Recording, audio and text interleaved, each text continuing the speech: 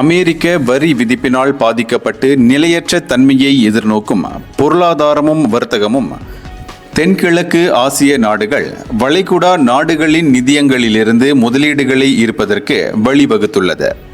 இம்மாதம் மே 27ஆம் தேதி கோலாலம்பூரில் நடைபெறவிருக்கும் ஆசியான் GCC உச்சநிலை மாநாட்டில் தெற்கிழக்கு ஆசிய நாடுகளின் தலைவர்கள் வளைகுடா நாடுகளுடனான வர்த்தக உறவை மேம்படுத்துவதற்கும் மேலும் உள்கட்டமைப்பு, தொழில்நுட்பம், ஆற்றல் போன்ற துறைகளில் தற்போதுள்ள முதலீடுகளை அதிகரிப்பதற்கும் முனைப்பு காட்டி வருகின்றனர். இதனிடையே சவுதி அரேபியா, ஐக்கிய அரபு எமிரேட்ஸ், கத்தார் போன்ற வளைகுடா நாடுகள் தங்களின் முதலீடுகளை இயற்கை எரிவாயு சம்பந்தப்பட்ட துறைகளை தவிர்த்து உணவு பாதுகாப்பு, செயற்கை நுண்ணறிவு AI, புதுப்பிக்கக்கூடிய ஆற்றல் ரினியூவபிள் எனர்ஜி போன்ற துறைகளில் விரிவாக்கம் செய்ய விளைகின்றனர்.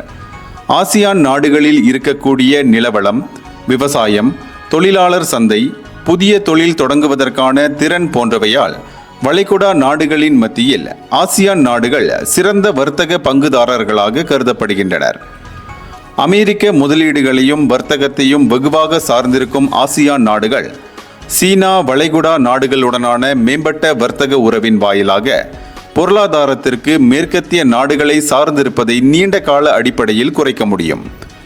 எனவேதான் மலேசியா ஏற்று நடத்தவிருக்கும் ஆசியான் GCC உச்ச மாநாடு வலுவடைந்து வரும் சீனாவின் பொருளாதாரத்தை கருத்தில் கொண்டு பிராந்திய இலக்குகளை அடையவும் அமெரிக்காவுடனான வர்த்தகத்தை சார்ந்திருப்பதிலிருந்து விடுபடவும் இது ஒரு முக்கிய தளமாக அமையும் என எதிர்பார்க்கப்படுகிறது. இந்தியர்களின் இதய குரல் மக்களோசை.